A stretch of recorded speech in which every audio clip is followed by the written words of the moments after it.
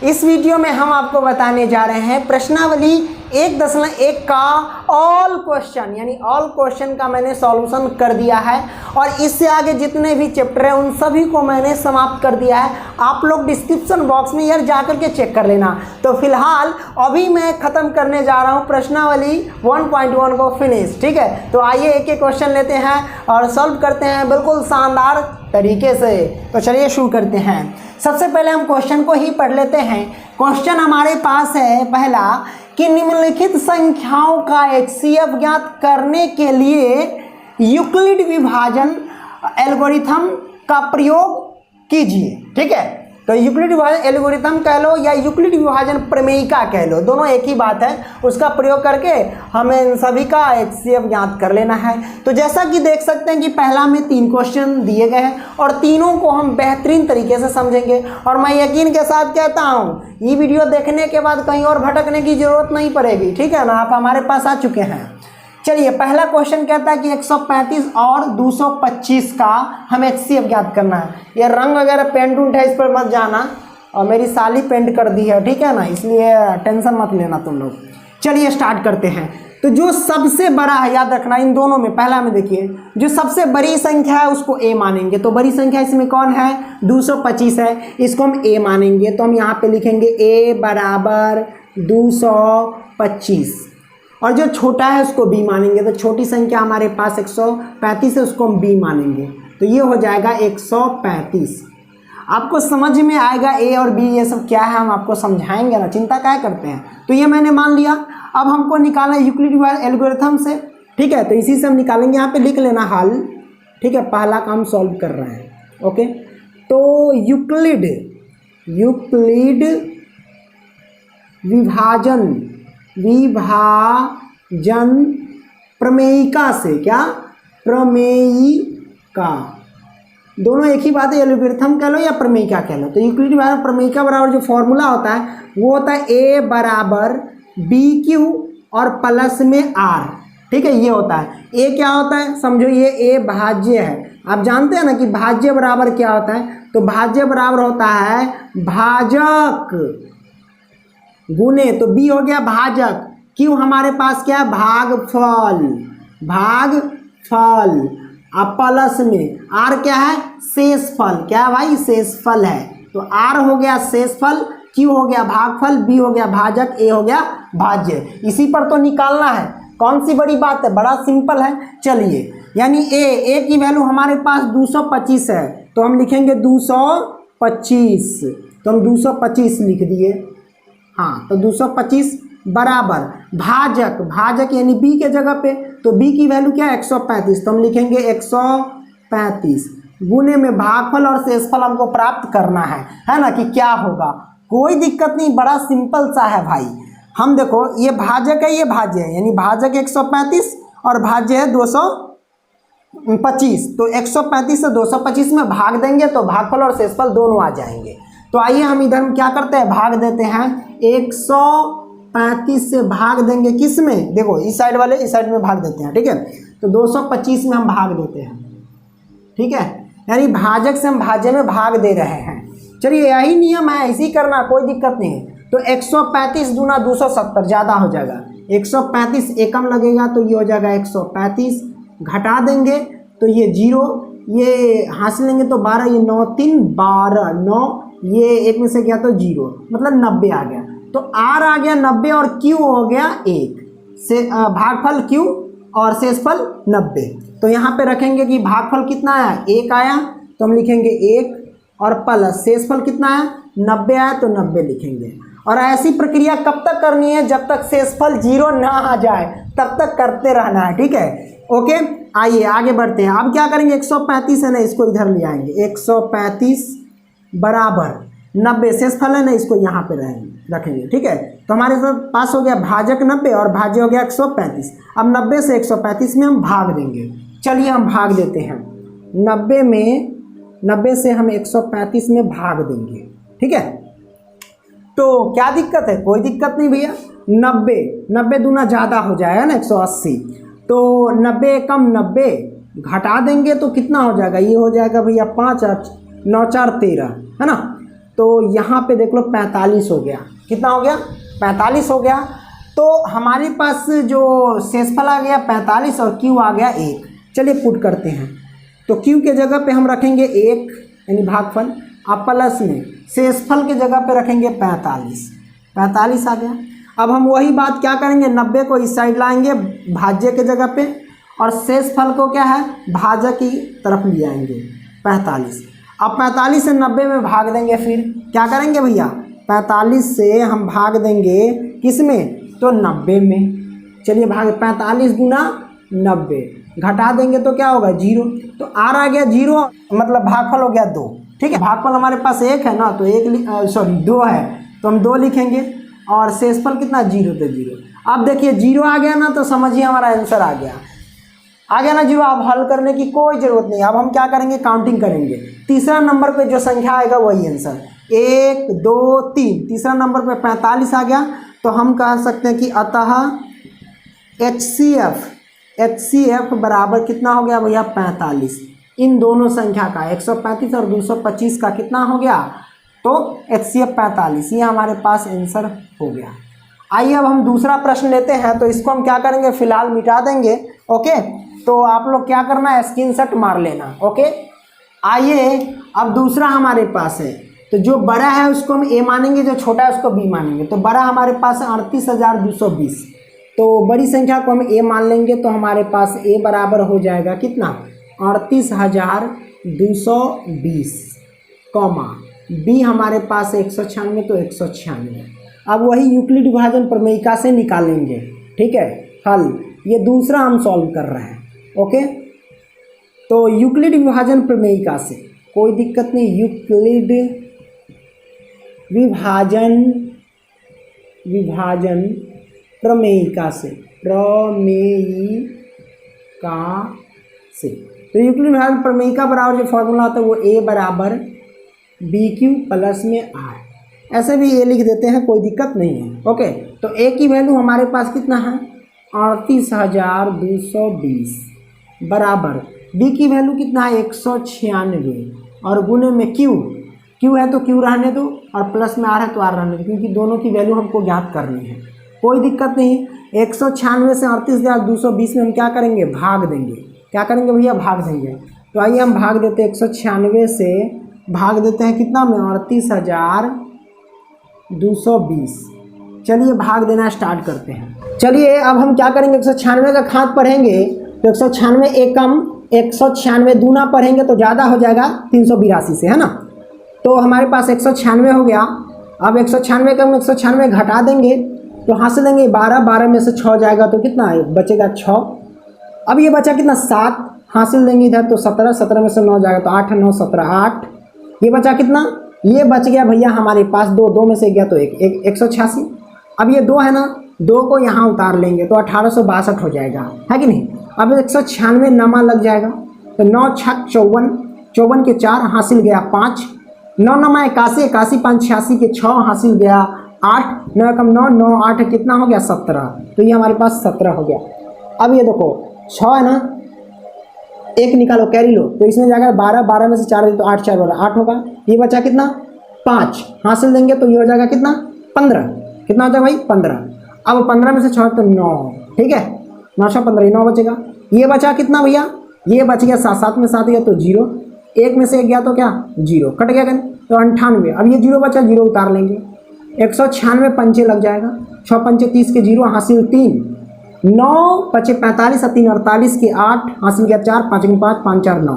तो आप देख सकते हो घटाएंगे तो भैया यहाँ से इसको 0 आएगा तो R आ गया 0 और Q आ गया 195। तो हम इसको क्या लिख सकते हैं, इसको लिख सकते हैं कि 38,220 बराबर 196 गुने Q के जगह पे आ गया भैया 195 और प्लस में R के जगह पे 0।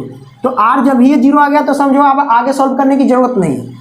आ जाओ गिनती करके तीसरा नंबर 1 2 3, तीसरा नंबर पे 196 तो आता है HCF जो है हमारे पास कितना 196। ये हमारे पास आंसर हो गया, कोई दिक्कत नहीं। तो दूसरा आपने सॉल्व कर लिया। अब हम क्या करेंगे, तीसरा प्रश्न सॉल्व करेंगे, है ना। तो चलिए हम इसको मिटा देते हैं, पहला का तीसरा। तो चलिए तीसरा का हम हल कर लेते हैं। ओके कोई दिक्कत नहीं। तो यहाँ पे देखोगे जो सबसे बड़ी संख्या उसको हम A मानेंगे, तो ए बराबर हमारे पास 867 है एंड बी बराबर हमारे पास कितना है 255 है। यूक्लिड विभाजन प्रमेयिका बराबर है ना, यूक्लिड विभाजन प्रमेयिका बराबर, तो यूक्लिड विभाजन प्रमेयिका बराबर क्या होता है, ए बराबर बी क्यू प्लस में आर। तो ए की वैल्यू हमारे पास है 867 बराबर बी की वैल्यू है हमारे पास 255। चलिए अब गुने में क्यू तो क्यू और प्लस में आर तो आर रहने देते हैं। 255 से किस में भाग देंगे तो 867 में, चलिए भाग दे देते हैं। तो हम अगर भाग देंगे 255 चौके ज़्यादा हो जाएगा है ना, 255 तिहाई लग जाएगा क्या, हाँ लग जाएगा। 5 तो 15 के 5 हासिल 1, 5 15 116 के 6 हासिल 1, 3 गुना 6 और 1 7, 765 घटाएंगे तो 2, 6 में से 0 ये 1, 102 आ गया। तो आर की जगह पे 102, क्यू की जगह पे 3। चलिए हम पुट करते हैं, तो यहाँ पे लिखेंगे 867 बराबर 255 गुने में क्यू, क्यू के जगह पे है 3 और प्लस में आर के जगह पे 102। अब हम क्या करेंगे 255 को इधर ले आएंगे बराबर 102 है ना, तो 102 को इधर ले आएंगे, ठीक है। क्या करेंगे 102 को इधर ले आएंगे। अब 102 से 255 में भाग देंगे, 102 से 255 में भाग देंगे तो कितना होगा, ये हो जाएगा भैया कि 102 दूनी लगा दो तो 204 होगा, घटाएंगे तो ये 1 होगा, ये होगा 5, 51 बचेगा है कि नहीं। ये हमारे पास Q और ये हमारे पास R। चलिए हम पुट करते हैं, गुने में Q के जगह पे रखेंगे 2 और प्लस में R के जगह पे रखेंगे 51, ठीक है। अब 102 को इधर ले आएंगे, ठीक है, कोई दिक्कत नहीं है। अब 102 को इधर ले आएंगे। अब हम क्या करेंगे भैया देख लो ध्यान से, 51 को इधर ले आएंगे, 51 से 102 में भाग देंगे, 51 से क्या करेंगे भैया 102 में भाग देंगे, तो 51 दूना 102 घटाएंगे 0 है ना, तो आर की जगह पे 0, क्यू की जगह पे 2, तो क्यू की जगह पे 2 और प्लस में आर की जगह पे 0 आ गया, तो समझो आंसर आ गया 1 2 3, तीसरा नंबर पे जो आएगा वो हमारे पास आंसर। तो अतः HCF बराबर जो हो गया भैया 51, क्या हो गया 51, ये हमारे पास आंसर आ गया। कोई दिक्कत नहीं है भैया, नो प्रॉब्लम। चलिए अब हम चलेंगे क्या प्रश्न क्रमांक 2 की ओर, तो इसका स्क्रीनशॉट मार लीजिए। ओके, तो मेरे प्यारे साथियों यहाँ पे आप देख सकते हैं, अब हम सॉल्व करेंगे दूसरा प्रश्न। दूसरा प्रश्न क्या कहता है कि दर्शाइए कि अर्थात सिद्ध कीजिए कि कोई भी धनात्मक विषम पूर्णांक 6q + 1 या 6q + 3 या 6q + 5 के रूप का होता है जहां q कोई पूर्णांक है। मतलब आपको सिद्ध करके बता देना है कि किसी भी विषम पूर्णांक जो है वो धनात्मक विषम पूर्णांक कहता है ना, तो धनात्मक विषम पूर्णांक क्या इसके रूप का होता है क्या, ये सिद्ध करके बता देना है। सबसे पहली बात है, हम यूक्लिड विभाजन प्रमेयिका बराबर जो फॉर्मूला बताए थे वो बताए थे a बराबर BQ प्लस में R, ये बताए थे कि नहीं बताए थे, तब बताए थे। तो जिसमें ये बताए थे तो ठीक है, इसको हम रखते हैं। अब यहाँ पे लॉजिक देखो, ये हमारे पास क्या कहता है 6q प्लस में 1, ठीक है, फिर कहता है 6q प्लस में 3, फिर क्या कहता है 6q, अब प्लस में क्या कहता है भैया 5। तो इससे कुछ पता चल रहा है, बिल्कुल चल रहा है भैया हमको भी, ठीक है। देखिए b की वैल्यू हमारे पास 6 है, क्या b की वैल्यू 6 पता चल रहा है कि नहीं चल रहा है, और r की वैल्यू जो हमारे पास है 1 से लेकर के 5 तक, मतलब 6 से छोटा है, ये चल रहा है। अच्छा a हमको नहीं पता, हम मान लेंगे, ठीक है, a को ही मान लेंगे, ठीक है। कुछ इस तरीके से लिखते हैं यहाँ से हल, ठीक है। माना कि विषम पूर्णांक बराबर a, क्या मान लेते हैं a मान लेते हैं, विषम पूर्णांक बराबर a मान लिए, ठीक है, ये a का कहानी हो गया।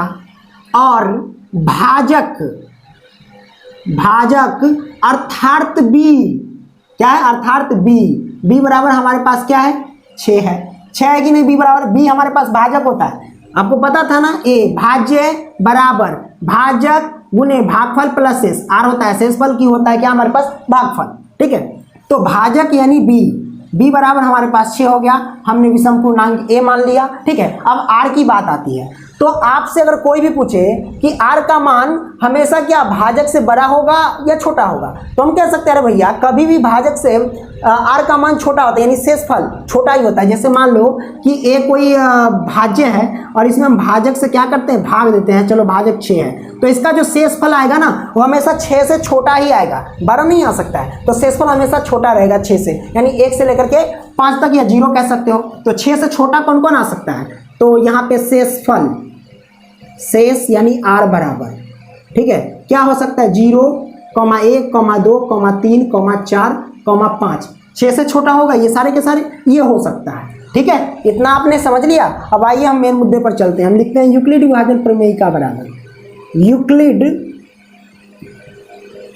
विभाजन प्रमेयिका से, प्रमेयिका से क्या होगा भैया, a बराबर बी क्यू प्लस में r, क्या होगा r, कोई दिक्कत नहीं है। अब हम चलते क्या है, जब यहाँ से लिखते हैं जब r बराबर 0, जब r बराबर क्या 0 है कि नहीं, जब r बराबर 0 तब, कॉमा ही हटा दो, जब r बराबर 0 तब। अब इसी पे हम चलेंगे भैया, a बराबर बी क्यू प्लस r, तो b हमारे पास 6 है, हम लिखेंगे 6 अगुने में q हमारे पास क्या है, नहीं है, कोई दिक्कत नहीं, हम q रहने देंगे, प्लस r हमारे पास है। जब r बराबर 0, तो r के जगह पे हमने 0 मान लिया, तो इसका आंसर क्या आ सकता है, इसका आंसर आ सकता है 6q, क्योंकि दोनों को ऐड करेंगे तो 6q ही होगा। ठीक है, और जब r बराबर 1, 5 केस बन रहे हैं, सब रख के देखेंगे। जब r बराबर 1 तब हमारे पास a बराबर क्या होगा 6q, अब प्लस में क्या होगा, r के जगह पे 1 रखेंगे, है ना, r के जगह पे a, तो a बराबर bq, तो b के जगह पे 6q, अब प्लस r के जगह पे 1, ये आ गया केस दूसरा। फिर जब r बराबर 2, तब हमारे पास क्या आएगा, a बराबर 6q, अब प्लस के 2 आएगा कि नहीं आएगा। फिर तीसरा, जब हम r बराबर 3 रखते हैं तब क्या आएगा, तो इसका आएगा 6q प्लस के 3, है कि नहीं। और जब फिर r बराबर अगर हम 4 रखते हैं तो क्या आएगा 6q प्लस में 4। फिर जब r बराबर हम 5 रखते हैं तो क्या आएगा, a बराबर में 6q प्लस में 5। ठीक है, ये हमारे पास आ गया, है कि नहीं। अब इसमें देखना है कि कौन सम पूर्णांक है और कौन विषम पूर्णांक है, तो आपको पता चल जाएगा। 6 क्या है, सम संख्या है, ये सम पूर्णांक है, क्या है भैया, सम पूर्णांक है। 6 हमारे पास से 6q जो है ये सम पूर्णांक है। अब हमारे पास देखिए 6 और 2 क्या है 8, 6 2 8 सम संख्या होता है। इसको ऐड करके चेक करने का तरीका है, देखना है दोनों को ऐड करके ऐसे अपने मन चिंतन करके, वो बहुत दर्शा मत देना, ठीक है, चिंतन करके देना। ओ 6 और 2 8 होगा, इसका मतलब ये होगा सम पूर्णांक होगा। आज 6 और 1 क्या होता है 7, ये हो जाएगा विषम पूर्णांक। हमको बताना है विषम पूर्णांक, तो पहले सम पूर्णांक को छांट करके हटा देते हैं, बाकी जो बचेगा वो तो अपना घर है, यानी विषम पूर्णांक बचेगा, है कि नहीं। तो 6 2 8 ये हो जाएगा भैया हमारे पास क्या, तो ये सम पूर्णांक बचेगा, ये हो जाएगा सम पूर्णांक। ठीक है, ये हमारे पास होगा सम पूर्णांक। 6q 6 3 9 ये नहीं होगा, 6q प्लस 4 ये हो गया सम पूर्णांक, ये भी हमारे पास हो गया सम पूर्णांक। ठीक है, ये वाला करेक्ट ना, 6 5 11 ये हो गया विषम पूर्णांक। तो सम पूर्णांक 3 है। अब विषम पूर्णांक कौन कौन है वो लिख लीजिए। तो हमारे पास इधर हम लिख देते हैं, इसके नीचे लिखना, ठीक है, लेकिन हमारे पास इधर जगह है तो हम लिखेंगे अतः कि क्या कहता है, दर्शाए कि कोई भी धनात्मक विषम पूर्णांक, अतः धनात्मक विषम पूर्णांक, अतः धनात्मक विषम पूर्णांक, विषम पूर्णांक देख लो धनात्मक विषम पूर्णांक कौन कौन है। ये 6q प्लस 1 है, तो हम लिखेंगे 6q प्लस में 1 कॉमा, दूसरा हमारे पास है 6 3 9, ये भी धनात्मक विषम पूर्णांक है ना।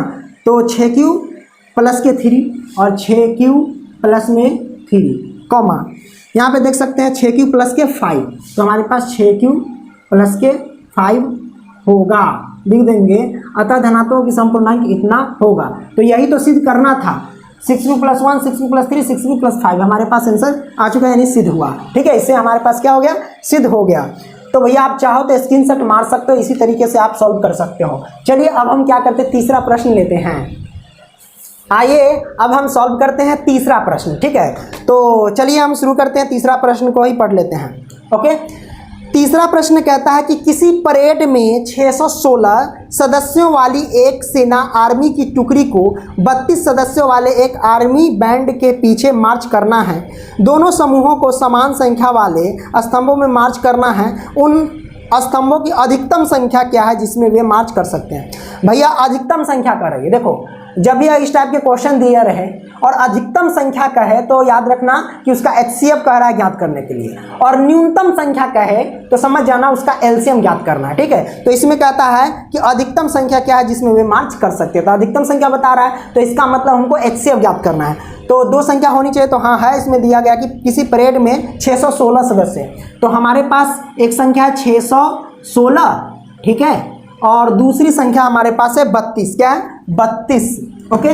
तो यहाँ पे 32 दिया गया है। अब इन दोनों का क्या करना है, अधिकतम कह रहा था इसलिए हम HCF ज्ञात करेंगे। तो HCM जब ज्ञात करेंगे तो याद रखना किसी भी विधि से ज्ञात कर सकते हो, क्योंकि यहाँ पे कहा नहीं गया है कि किस विधि से ज्ञात कर सकते हो, या तो सिर्फ भाग विधि से ज्ञात कर लो या फिर यूक्लिड विभाजन प्रमेयिका पे चल दो, ठीक है। तो हम यूक्लिड विभाजन प्रमेयिका से ही ज्ञात करेंगे। तो जो बड़ा होता है उसको हम A मानते हैं, जो छोटा होता है उसको हम B मानते हैं। तो यूक्लिड विभाजन प्रमेयिका क्या कहता है, A बराबर BQ प्लस में R कहता है।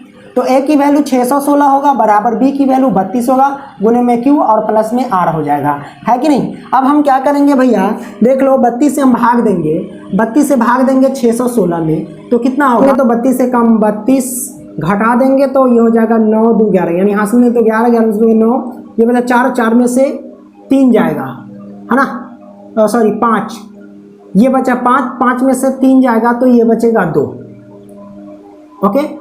अब 29 हो गया, यहाँ 6 उतारो, 32 से 32 नमा आ जाएगा, 32 नमा देख लेते हैं, 9 दूनी 18 के 8, तो 9 दूनी 18 के 8 हासिल 1 हो गया, 9 3 27 आए 28। अब क्या करेंगे भैया, घटा देंगे। चलिए हम क्या करते हैं, घटा देते हैं। तो हासिल देंगे तो 16, 16 में से 8 जाएगा तो कितना हो जाएगा 8 होगा, फिर ये बचा 8, 8 में से 8 गया तो 0, ये भी 0, 8 हो गया। तो शेषफल 8 और भागफल 19। चलिए हम पुट करते हैं 616 बराबर 32 गुने में Q के जगह पे 19 प्लस में R के जगह पे 8। अब हम 32 को इधर ले आएंगे, तो यहाँ पे ले आते हैं 32 को यहाँ पे और 8 को यहाँ पे, 8 से भाग देंगे तो 8 चौक 32, 8 चौक 32, तो शेषफल बचेगा 0। अब तीसरा संख्या गिनती करेंगे, 1 2 3, तीसरा नंबर पे 8 आता है तो आता है HCF बराबर कितना हो जाएगा 8। ये हमारे पास आंसर हो गया, ठीक है ना। 8 टुकड़ियों में मार्च करेंगे। चलिए अब हम लेते हैं अगला प्रश्न, ओके। आइए अब हम सॉल्व करेंगे प्रश्न क्रमांक 4। तो प्रश्न क्रमांक 4 कहता है कि यूक्लिड विभाजन प्रमेयिका का प्रयोग करके दर्शाइए कि किसी धनात्मक पूर्णांक का वर्ग किसी पूर्णांक m के लिए 3m या 3m + 1 के रूप का होता है। तो हमको सिद्ध करके बता देना 3m या फिर 3m + 1 के रूप का होता है, ये हमको सिद्ध करके बता देना। बिल्कुल ये दूसरा प्रश्न की तरह है। कंडीशन ये है कि दूसरा प्रश्न में वर्ग नहीं करना था, लेकिन इसमें वर्ग करके बताना है। बड़ा सिंपल है, कोई दिक्कत नहीं है। चलिए हम सॉल्व करते हैं। तो हमने जो क्वेश्चन पढ़ा था तो उसमें देखे हमने जो सिद्ध करना है हमें 3m और 3m + 1, ये हमको दोनों सिद्ध करके बता देना है। तो सबसे पहले अगर जरा ध्यान दोगे इसमें, तो मैंने क्या बोला कि यूक्लिड विभाजन प्रमेयिका जो कहता है A बराबर BQ + R कहता है ना। तो यहाँ पे ध्यान से देखोगे भैया कि B की वैल्यू निकल के आएगी 3, क्या निकल के आएगी 3, और Q के जगह पे M है, लेकिन R का हमको पता नहीं है। कोई दिक्कत नहीं, हम सब निकाल लेंगे। A को हम पहले मान लेंगे कि माना पूर्णांक, लिखते हैं माना पूर्णांक बराबर, क्या लिखेंगे, पूर्णांक बराबर A, ठीक है। A मैंने मान लिया, और यहाँ पे हम लिखते हैं B बराबर यानी भाजक बराबर, और भाजक अर्थात B बराबर क्या हम लिख सकते हैं, इसको हम लिखेंगे 3, क्या लिखेंगे 3, क्योंकि ये जो देखो A बराबर BQ + R जो है आपको पता है ना कि ये भाज्य बराबर ये भाजक गुने भागफल प्लस शेष होता है कि नहीं होता है। तो हमारे पास देख सकते हैं B के स्थान पे 3 है और Q के स्थान पे M है, कोई दिक्कत नहीं, हम M के रूप में लिख लेंगे, ठीक है। A को हमने मान लिया कि माना पूर्णांक A और भाजक बराबर 3। तो यहाँ पे शेषफल क्या होगा यानी R क्या होगा, सिंपल सी बात है। तो R बराबर जो भी होगा भैया भाजक से छोटा होगा। जो 3 है ये भाजक से कभी भी शेषफल क्या होता है, छोटा होता है। तो होगा 0, 1, 2, यही ना होगा। तो भाजक से ये सारे के सारे छोटे हैं, है ना। तो अब यहाँ पे हम लिखेंगे क्या, यूक्लिड विभाजन प्रमेयिका बराबर यूक्लिड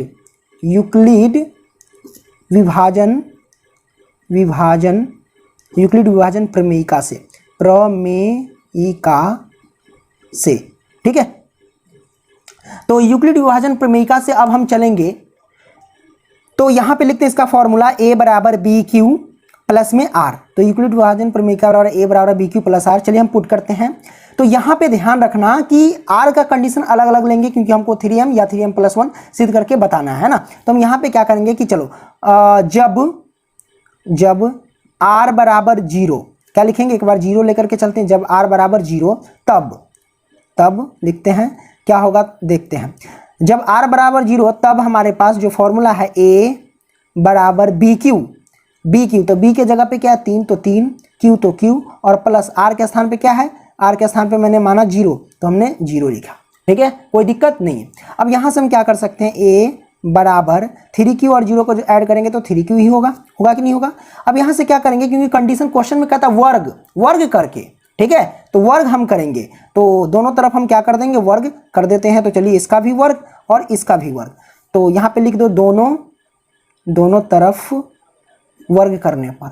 ठीक है, वर्ग करने पर चलिए हमने लिख दिया। अब यहाँ से क्या करेंगे, ये a² होगा, इसका वर्ग करेंगे तो 3 तिहाई 9q का वर्ग। ठीक है, तो 9q² हुआ। ओके, अब यहाँ से हम क्या करेंगे, ध्यान से देखना, a² तो a² बराबर, इसको हम लिख सकते हैं 3 गुने में 3q², बिल्कुल लिख सकते हैं कि नहीं, हमने लिख दिया। ठीक है, अब यहाँ से हम क्या कर सकते हैं कि a² बराबर लिख सकते हैं 3m, और यहाँ पे क्या लिख देंगे कि माना 3q² बराबर m रखने पर, क्या m रखने पर। ठीक है, तो मैंने यहाँ पे 3q² के जगह पे m रख दिया, ये 3, तो ये इस पूरे के जगह पे m आ गया 3m, तो पहला तो आ गया 3m। ठीक है, तो पहला तो आ चुका है, इसको मान लेंगे समीकरण 1। क्या मानेंगे, समीकरण 1, हमारे पास 3m आ गया। अब 3m+1 लाने, कोई दिक्कत नहीं, r का मैंने एक बार 0 लिए हैं, फिर लेंगे r बराबर 1। ठीक है, एक एक करके हम देखेंगे। यहाँ पे हम ले लेते हैं, चलो लिख लेते हैं, जब r बराबर, क्या लिखेंगे, जब r बराबर 1 तब क्या होता है वो हम देखते हैं।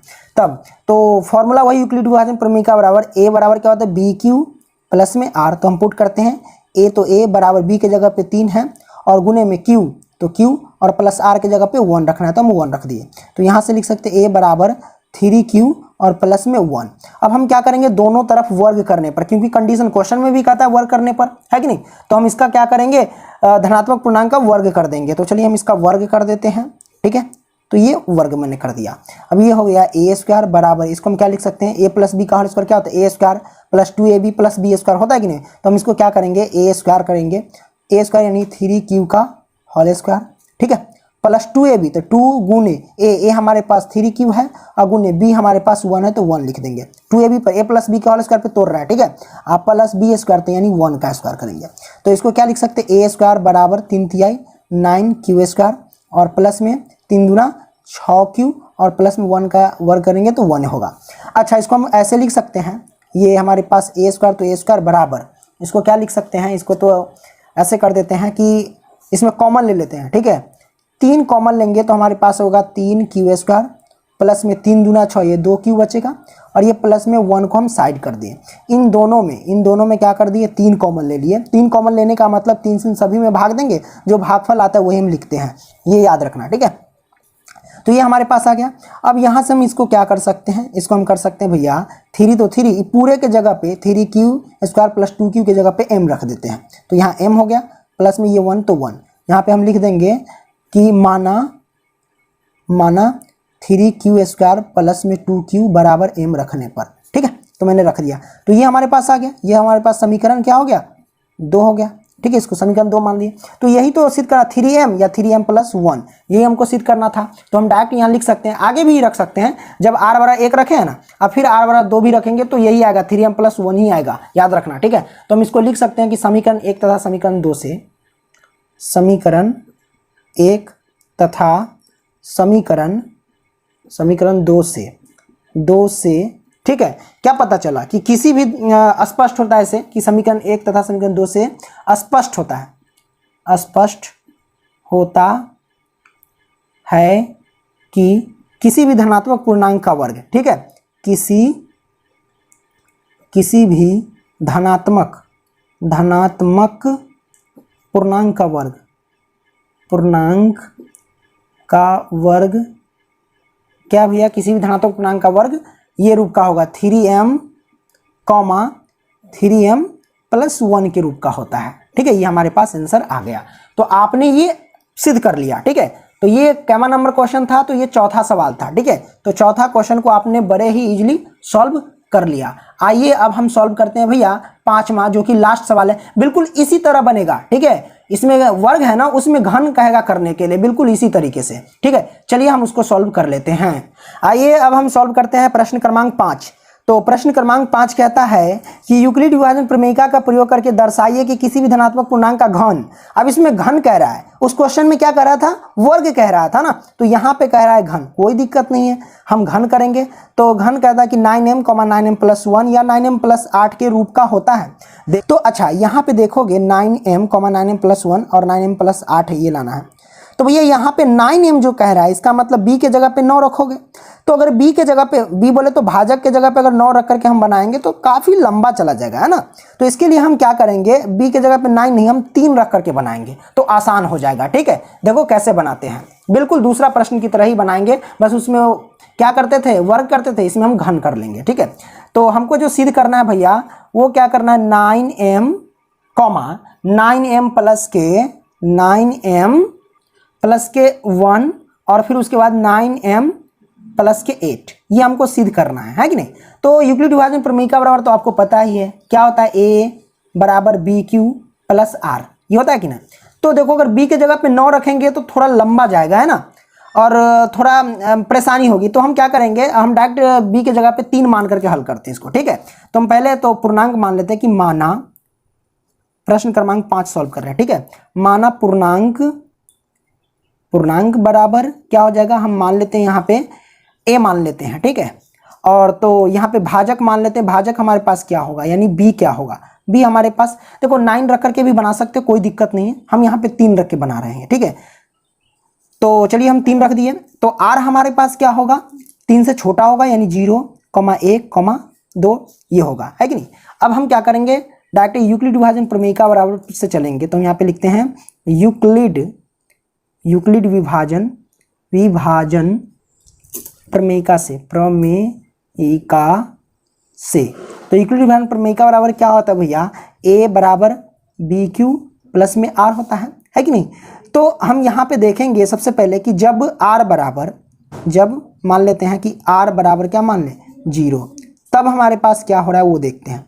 तब क्या लिख सकते हैं कि यूक्लिड विभाजन प्रमेयिका ये कहता है ना कि a = bq, तो b के जगह पे रखेंगे 3, q तो q और + r के जगह पे 0। तो हम इसको क्या लिख सकते हैं, a = 3q, दोनों को जोड़ेंगे तो 3q होगा। लेकिन इस कंडीशन में क्या कहता है, घन करना है भाई, घन। तो दोनों तरफ क्या करेंगे, घन कर देंगे। तो aq, ठीक है, प्लस में 3q का घन कर देते हैं, दोनों तरफ घन कर दिए। तो लिख देते हैं दोनों तरफ घन करने पर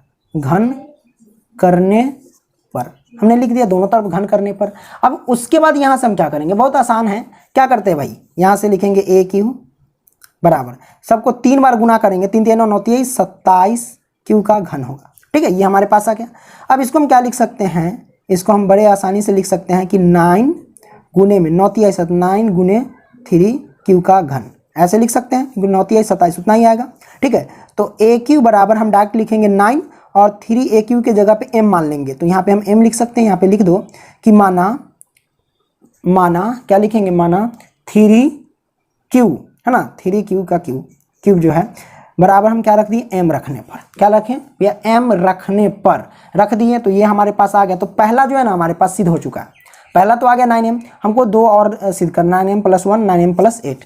चलिए हम फिर उसको हम सिद्ध कर लेते, कोई दिक्कत नहीं भाई। इसको मान लो समीकरण 1 है, ये समीकरण क्या 1 हमने मान लिया। अब फिर पुनः जब r बराबर हम मान लेते, एक बार 0 मान लिए, एक बार 1 मान लेते। जब r बराबर 1, तब a बराबर क्या होता है, bq + r। ठीक है, तो a की जगह पे हम क्या रखेंगे भैया, चलिए हम a की जगह पे हम रख लेते हैं क्या a की जगह पे a ही रहेगा, कुछ नहीं रखाएगा। b की जगह पे 3 रखाएगा, 3, और q प्लस में r की जगह पे 1 रखाएगा। ठीक है, अब यहाँ से हम क्या करेंगे, दोनों तरफ घन करना पड़ेगा, क्योंकि घन करने के लिए कहता है ना। तो a का घन करेंगे बराबर 3q + 1 का घन करेंगे, लिख देंगे दोनों तरफ घन करने पर, दोनों तरफ घन करने पर घन करने पर, ठीक है। तो भैया a प्लस बी का होल क्यूब क्या होता है ना, a प्लस बी का होल क्यूब वो होता है, फॉर्मूला हम आपको बता देते हैं, वो होता है a cube plus 3a square b plus 3a b square और प्लस में b क्यूब, ये होता है फॉर्मूला। इसी फॉर्मूला पे हम इसको तोड़ेंगे। चलिए हम तोड़ लेते हैं, a क्यू तो a क्यू रहेगा, इसको तोड़ेंगे, इस पे a क्यू तो यानी 3q का घन कर देते हैं इसको, ठीक है, प्लस में 3a स्क्वायर भी, 3 गुने a स्क्वायर, एक जगह पे 3q है इसका स्क्वायर कर देंगे, और गुने में b के जगह पे क्या है, b के जगह पे हमारे पास 1 है तो 1 रखेंगे, प्लस 3a b स्क्वायर आपका आता है तो 3 गुने में a के जगह पे 3q और गुने में b स्क्वायर, तो b के जगह पे हम क्या लिखेंगे, b के जगह पे हम लिखेंगे भैया 1 तो 1 और प्लस में b क्यू, तो b के जगह पे 1 का क्यू करेंगे। तो यहाँ से क्या आ जाएगा हमारे पास, इसको हम जब गुना करेंगे 3 3 9 होती है 27 क्यू का क्यू है ना, प्लस 9 3 तिहाई 9 हो जाएगा, 9 से 1 में गुना करेंगे तो 9 होगा, 9 क्यू स्क्वायर हो जाएगा, है कि नहीं, और प्लस में 3 तिहाई 9, 9 से 1 में गुना करेंगे तो 9 हो जाएगा। तो ये अच्छा यहाँ पे कुछ गड़बड़ नहीं मैं कर रहा हूँ मैं, 3 तिहाई 9, 3 का स्क्वायर 9 और 9 तिहाई 27 ना होगा भाई, ये हो जाएगा 27 क्यूब स्क्वायर, प्लस में ये हो जाएगा 3 तिहाई 9, 9 से 1 में गुना करेंगे तो 9 क्यू और प्लस में 1 का क्यूब 1 होगा, है कि नहीं। अब हम क्या करेंगे, इन सभी में कॉमन ले लेंगे, तो ये a क्यू तो a क्यू है कि नहीं। अब यहाँ से क्या करते हैं भैया, कॉमन लेंगे, क्या ले लेंगे, इसमें हम 9 कॉमन लेते हैं, 9 कॉमन लेंगे तो हमारे पास क्या हो जाएगा, 9 तिहाई 27, 3 क्यू का घन प्लस में यहाँ पे देखो 9 तिहाई 27 ये 3 आ जाएगा, ये भी क्यू स्क्वायर हो जाएगा, प्लस में 9 एकम 9 तो यानी सिर्फ क्यू बचेगा, इतना है कॉमन लेने पर। अब प्लस में 1 साइड में जाएगा, तो इसको हम क्या लिख सकते हैं, a क्यू बराबर 9 और ये पूरे के जगह पे m रख देते हैं, तो ये पूरे के जगह पे रखेंगे तो 9m हो जाएगा, ये प्लस के 1 तो 1, ठीक है। इसमें मान लेंगे कि माना 3q का घन प्लस में 3q स्क्वायर प्लस में q बराबर m रखने पर, ठीक है ना, मैंने मान लिया, तो ये हमारे पास आ गया है ना। तो ये इसको मान लेंगे समीकरण क्या 2 मान लेते हैं, तो एक तो आ गया यहाँ 9m प्लस 1 और 9m तो आ चुका है, अब 9m प्लस के 8 लाना है, कोई दिक्कत नहीं, बड़ा आसान है, वो भी हम वो भी ले आएंगे, है ना। तो हम सबसे पहले क्या करेंगे, मान लेंगे, है ना, फिर r बराबर फिर से हम मानेंगे कि माना r बराबर क्या मान लेते हैं, r बराबर 0 1 मान लिया, अब 2 मान लेते हैं, चलो r बराबर 2, तब वही फॉर्मूला लगाएंगे कि a बराबर क्या होता है, बी क्यू प्लस में r, तो a के जगह पे हम क्या लिखेंगे, a ही रहेगा, प्लस में b के जगह पे 3 गुने में q तो q और प्लस में r के जगह पे हम लिखेंगे 2 तो 2। अब लिखेंगे क्या, दोनों तरफ घन करने पर, सबसे पहले इसको सही कर लेते हैं, a हाँ लिख सकते हैं a बराबर 3q और प्लस में 2, दोनों तरफ घन कर दो क्योंकि घन कहता है ना, ये मैंने घन कर दिया, यहाँ लिख दो दोनों तरफ घन करने पर, दोनों तरफ घन करने पर, ठीक है। आपको पता है ना a प्लस बी का होल क्यू क्या होता है, वो होता है a क्यू, है ना, plus 3a square B plus के 3a बी स्क्वायर और प्लस के बी क्यू, हम ऐसे भी a लिख लेते हैं, कोई दिक्कत नहीं है। चलिए पुट करते हैं, ये a क्यू बराबर, इसको हम क्या लिख सकते हैं, 3 रख दो, 3q का घन कर देते हैं प्लस में 2, 3a स्क्वायर भी है ना, तो 3 गुने में a स्क्वायर यानी 3q का स्क्वायर और गुने में b हमारे पास 2 है तो हम 2 लिखेंगे, प्लस में 3 गुने में a b स्क्वायर, तो a हमारे पास क्या है 3q और गुने में b स्क्वायर यानी 2 का स्क्वायर और प्लस में क्या लिखेंगे b क्यू, तो b क्यू यानी 2 का क्यू, तो हम चलो 2 का क्यू कर देते हैं, कोई दिक्कत नहीं हुआ, ओके। चलिए अब इसको हम सॉल्व करते हैं, a क्यू बराबर, तो 9q 3 3 9 होती है 27 हो जाएगा, सॉरी ये हो जाएगा हमारे पास 27, क्या हो जाएगा 27 q का क्यूब, ठीक है, प्लस 3 तिहाई 9 9 तिहाई 27 और 27 दूना ये हो जाएगा 54, क्या हो जाएगा 54 क्यू स्क्वायर, है ना, सबको गुना कर लिए। तो अब इधर गुना करते हैं, देखो 3 तिहाई 9, ठीक है, और 2 का स्क्वायर 4, तो 9 चौक कितना हो जाएगा 36 प्लस के 36 क्यू और प्लस 2 का क्यूब करेंगे तो क्या होगा 2 दूनी 4 4 दूनी 8 हो जाएगा, है कि नहीं, ये हो जाएगा। अब इसमें हम सब में क्या करेंगे, कॉमन ले लेंगे 9, चलिए हम 9 क्या करते हैं, कॉमन ले लेते हैं, कोई दिक्कत नहीं है। तो a क्यूब बराबर, इसमें 9 कॉमन ले लेंगे तो बचेगा 9 3 27, 3 क्यूब का घन प्लस में 9 छक 54 क्यू स्क्वायर प्लस में 9 चौक 36 क्यू, इधर प्लस में 8 बच गया। तो यहाँ से हम क्या लिख सकते हैं कि ए क्यू बराबर 9, पूरे के जगह पे m मान लेते हैं, m और प्लस में 8 तो 8। तो ये समीकरण हमारे पास क्या हो जाएगा, 3 हो जाएगा। यहाँ पे हम लिख सकते हैं कि 3q माना, यहाँ पे लिख सकते हैं माना 3q का क्यूब प्लस में 6q² प्लस में 4q बराबर हम m रख दिए। क्या रख दिए, m रख दिए। तो आ गया। तो हम लिख सकते हैं कि समीकरण 1, 2 एवं 3 से स्पष्ट होता है कि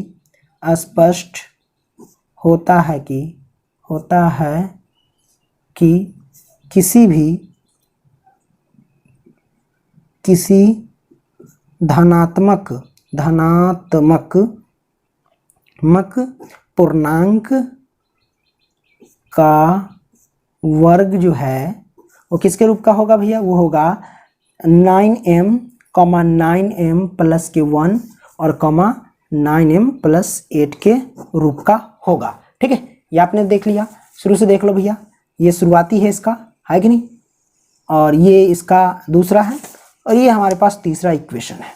तो आपने समझ लिया है ना। तो वीडियो पसंद आया तो यार लाइक करना एंड दोस्तों को भी शेयर करना। चलो अगली वीडियो में मिलेंगे, तब तक के लिए बाय।